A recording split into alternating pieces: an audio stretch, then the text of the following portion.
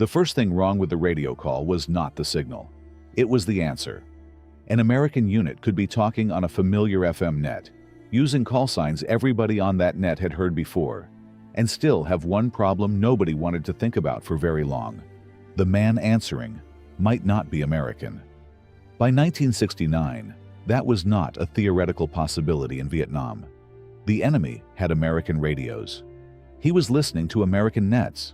He had English speakers, and the Army had documented cases of false transmissions using imitation to try to move American fires or forces where the enemy wanted them. That changes what a radio means. A radio is supposed to reduce uncertainty. You call somebody because you need an answer. Where are you? Can you move? Did you get the message? Are you ready? Do you need fire? A good radio net turns scattered men into one unit because everybody can pass information fast enough to act on it. But the whole thing rests on one quiet assumption. The voice on the other end belongs there. Once that assumption breaks, the radio does not stop working. That would almost be easier. The dangerous part is that it keeps working. You can still hear a voice. The voice can know the right words. It can know a call sign. It can know what kind of answer you are waiting for. And now the problem is not whether the radio has contact. The problem is whether contact means anything. American units in Vietnam learned that slowly, and then all at once. For a long time, tactical radio traffic was built around speed. That made sense. If a platoon was in contact and needed artillery, nobody wanted a communication system that required 10 minutes of paperwork before a round could be fired.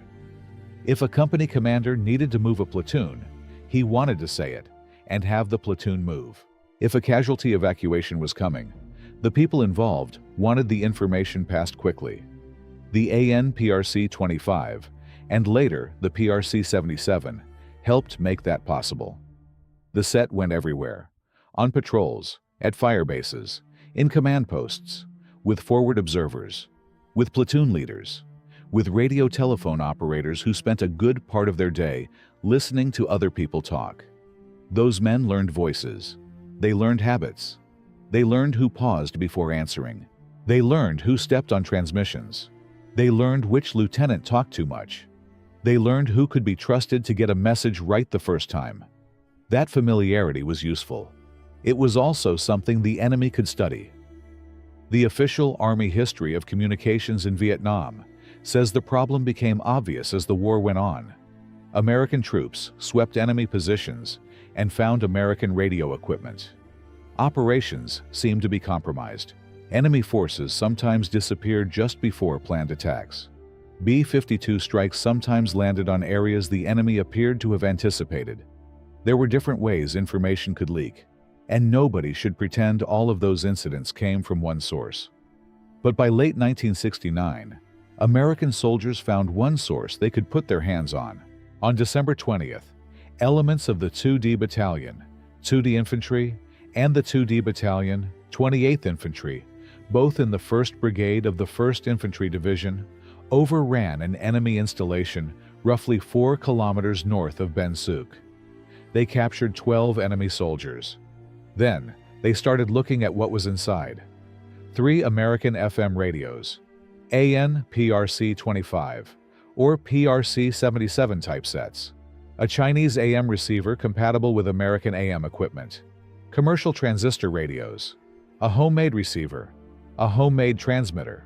The equipment was in good working condition. That alone would have been enough to get a signalman's attention. Then they found the paperwork. The unit they had captured was not just a group of men who happened to have picked up a few American radios. It was an intercept unit. And the documents showed how seriously it took the job. There were instructions on interception. There were analyses of American communications procedures. There were notes on weaknesses. The documents discussed the 1st Infantry Division, the 1st Cavalry Division, the 4th Infantry Division, the 25th Infantry Division, the 11th Armored Cavalry Regiment, South Vietnamese units, and American advisory teams. These were not guesses about how Americans might talk. They were working notes built from listening. That is the moment this story gets larger than one strange voice on a radio. Because a captured radio only tells you the enemy can transmit on your equipment. An intercept notebook tells you he has been learning what to do with it. The enemy was not simply collecting frequencies, he was collecting behavior. One captured journal included an American unit message and then showed the actual coordinates worked out above it. That matters. American units often used points of origin and simple coded offsets rather than speaking exact coordinates in the clear. The idea was obvious enough. If somebody was listening, you did not want to hand him the map reference. The captured material showed that the enemy was solving those codes, not once as a lucky break.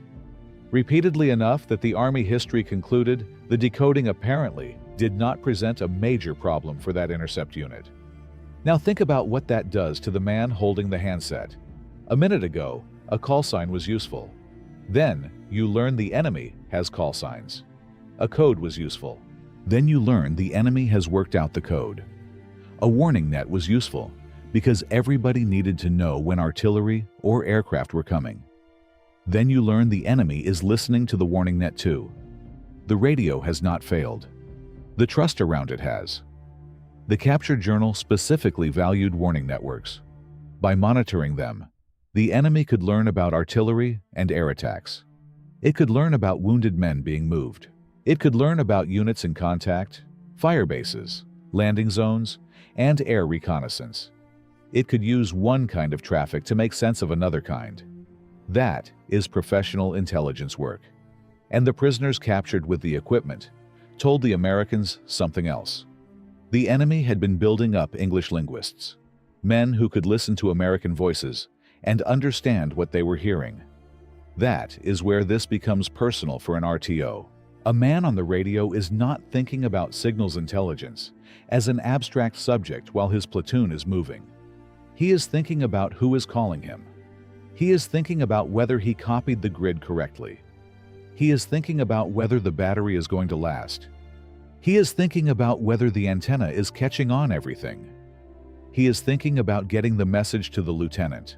But somebody on the other side may be listening to the same words for a completely different reason. Not to answer, to learn the pattern. How often does this unit check in? What does this call sign belong to? Which number means the commander? What code does the unit use for a position? When do they report wounded? Which net starts talking before artillery fires? That is how a tool of coordination becomes a source of intelligence. And then comes the next step. The Army's own history says there were numerous recorded instances of the enemy jamming American frequencies and transmitting false messages. The false calls used imitation. The purpose could be very practical. Turn artillery somewhere else. Move forces toward an area selected by the enemy. Make Americans spend time answering a problem that was not real. That is the part that gives the title of this episode its weight. An NVA or Viet Cong voice did not have to sound like a man born in Ohio. It had to sound believable enough, in the right context, for long enough to affect a decision. Radio traffic in combat is not a conversation at a dinner table. Signals can be weak. Words get clipped. Men talk fast. Accents vary. Background noise is normal. People are tired. Somebody may be whispering. Somebody may have a handset pressed against a helmet while firing is going on nearby. A perfect imitation is not necessarily the requirement. The requirement is uncertainty. If the operator hesitates and thinks, "Was that really him?" then the enemy has already changed the problem. The normal answer to doubt was authentication and communications discipline. But those procedures came with a cost. Every security measure added friction. Change the call signs, and people have to remember the new ones. Change frequencies, and everybody has to get the word. Encode locations, and somebody has to encode and decode them. Add secure voice equipment, and now somebody has to carry it, power it, key it, maintain it, and keep it from overheating. The Army history is unusually honest about how soldiers felt about some of this. Many commanders dislike changing call signs constantly. One commander complained that frequent changes confused friends more effectively than enemies. That is funny, until you understand the problem he was describing. A security procedure can be perfect on paper and still hurt a unit if the men who need it cannot use it quickly under pressure. So units were balancing two things all the time. Talk fast enough to fight. Talk carefully enough that the enemy cannot fight you with your own information. There is no clean answer to that. And the enemy knew it. By 1969, secure voice gear was getting farther down into tactical units. The PRC-77 could be paired with the KY-38 encryption device. That gave infantry companies and battalion command nets a way to talk more securely. It also created another very Vietnam problem. The combined package was heavy, more than 50 pounds. A man could carry the radio, another man could carry the crypto gear, or the unit could have the equipment brought in when it settled into a more static position. That is the kind of detail veterans remember, because it decides whether a piece of technology actually gets used. A commander can issue secure equipment. He cannot make 50 extra pounds disappear. The equipment also had practical problems. Heat hurt some of the security devices. Installations were not always available where they were needed. Cables were short. Power could be limited at fire support bases. At night, men sometimes did not want generators running because generators made noise. Again, the enemy did not need to defeat American technology in a laboratory. He only needed the technology to be inconvenient enough that men sometimes went back to the easier way. Talk in the clear. Use the familiar call sign. Say just enough to get the job done. And every time that happened, somebody else might be writing it down. I think this is where the episode changes. At first, the threat feels like a voice. The wrong man answers. That is unsettling because it is immediate. But the discovery near Ben Suk showed that the bigger threat was not the voice. It was everything that had happened before the voice spoke. Somebody had to get the radio. Somebody had to identify the frequencies. Somebody had to listen long enough to learn the net. Somebody had to understand the call signs. Somebody had to recognize which traffic mattered. Somebody had to copy messages. Somebody had to work out the codes.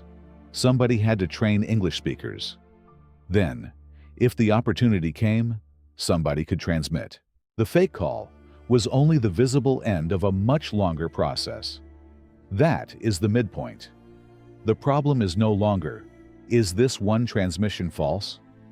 The problem becomes, how much of our normal radio behavior has already become familiar to the other side? Once you ask that question, a lot of ordinary things change meaning. A call sign is not just a name anymore. It is a pattern. A check-in time is not just routine. It is a pattern. A medevac request is not just help for a wounded man. It can reveal who is hurt and where activity is taking place. An artillery warning can protect friendly troops. It can also tell the enemy where not to be. A landing zone call can organize helicopters. It can also tell a listener that aircraft are about to arrive at a specific place. None of that means you stop using radios. You cannot. That is what makes the problem so difficult. The radio is too valuable to abandon. The enemy is too capable to ignore. So the answer becomes discipline, not silence. Discipline. Say what has to be said. Protect what has to be protected. Authenticate when the situation requires it. Change what has been compromised. And never assume familiarity is proof. That last part may be the hardest. Human beings trust patterns. If the same voice calls you every day, you recognize it. If the same call sign belongs to the same unit, you stop thinking about the call sign and start thinking about the message. That is efficient. Efficiency is why the system works. It is also why imitation works. A false transmission does not need to build trust from nothing. It borrows trust already built by the real net. The enemy's job is to step into that routine for a few seconds. That is why captured American equipment mattered beyond the hardware itself. A PRC-25 is not dangerous because of the metal case. It is dangerous in enemy hands because it fits into an American communications environment already full of recognizable habits. The frequency range, the handset, the way units use the set, the way radios connected platoons to companies and companies to battalions. All of that gives captured equipment context. And context is what makes deception useful. There is one more reason the enemy did not need a perfect American accent. Radio identity in the field was layered. A call sign mattered. The frequency mattered. The timing mattered. The situation around the call mattered. The answer had to fit what everybody else on the net already knew. That meant a false voice could fail in several ways. It could ask for something that made no sense. It could use the wrong procedure. It could answer too slowly. It could know the call sign and still not know what the unit had just done 5 minutes earlier. That is where the men on the net became part of the security system. An RTO who had spent weeks listening to the same company could notice something a piece of equipment could not. Not because he was performing some dramatic voice analysis. Because routine had texture. People had habits. Units had habits. A suspicious transmission forced those habits back into conscious thought. Does that sound like him? Would he ask for that? Why is he calling from there? Why is he using that wording? Can he authenticate? And every one of those questions costs time. That is what deception buys, even when it fails. A false message that nobody believes may still make the real net stop and check itself. For a few moments, the Americans are no longer using the radio only to coordinate the fight. They are using part of their attention to decide whether the radio itself can be trusted. That is why the contamination of the tool matters more than the cleverness of any single fake transmission. The enemy does not have to replace the American radio network. He only has to make Americans doubt it at the wrong moment. There is a temptation to tell stories like this, as if the Americans were careless and the enemy was always one step ahead. That is too simple. American signal units were adapting constantly. Secure voice equipment expanded. Communications security procedures tightened. Commanders learned from captured material. Signal people changed systems and training. The Army created support organizations for communications security equipment. The problem was understood, but combat kept applying pressure in the opposite direction. Speed, weight, heat, battery life, terrain, noise, confusion. The need to reassure another American that somebody was still there on the net. The Army communications history makes a point I think any radio operator will understand. In combat, a soldier wants friendly assurance. Sometimes, hearing another voice is part of keeping the situation together. That human need can work against security, because when somebody is in trouble, he is not thinking like an intelligence officer. He is trying to get help. That is why the enemy's ability to imitate American traffic mattered. It contaminated something emotional as well as technical. The voice in the handset was not just information, it was presence. You could be separated by jungle, darkness, distance, or enemy fire, and still hear somebody from your own unit. Then one day, you learn the other side understands that system too. If you carried a PRC-25 or PRC-77 in Vietnam, I would like to hear about one very specific thing. How did your unit handle a voice that did not sound right? Did you authenticate immediately? Did the RTO recognize people by voice? Did you switch frequencies? Did somebody higher up make that call? Put the unit and year in the comments if you remember them. That is exactly the kind of practical detail the official histories can describe in general, but rarely preserve man by man. And if these are the Vietnam stories you come here for, the radio operator, the crew chief, the point man, the small piece of information that changes what everybody can safely do next. Subscribe. The hardware gets photographed. The judgment usually does not. The installation captured north of Ben Suc gave American commanders something harder to dismiss than rumor. 3 American FM radios were sitting inside an enemy intercept position. The equipment worked. English linguists were part of the system. The notebooks contained American messages. The codes had been worked out. The The warning nets had been studied. The procedures of major American units had been analyzed. And the same Army history that recorded that discovery said false enemy transmissions using imitation were already on record.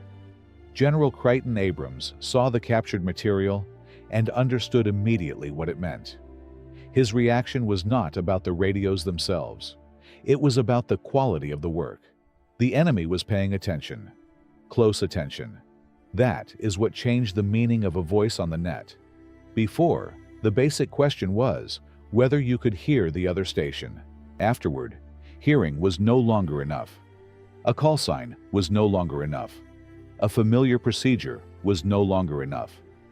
Even a voice that sounded approximately right was not enough. The radio still connected American units across Vietnam. It still called artillery. It still brought helicopters. It still moved companies and passed warnings and carried the information men needed to stay alive. But by the end of the 1960s, American soldiers had hard evidence that another set of ears was inside that world with them, and sometimes another voice. So when a U.S. soldier keyed the handset and called for somebody he knew, the most important question was no longer only, did they answer? It was, who answered?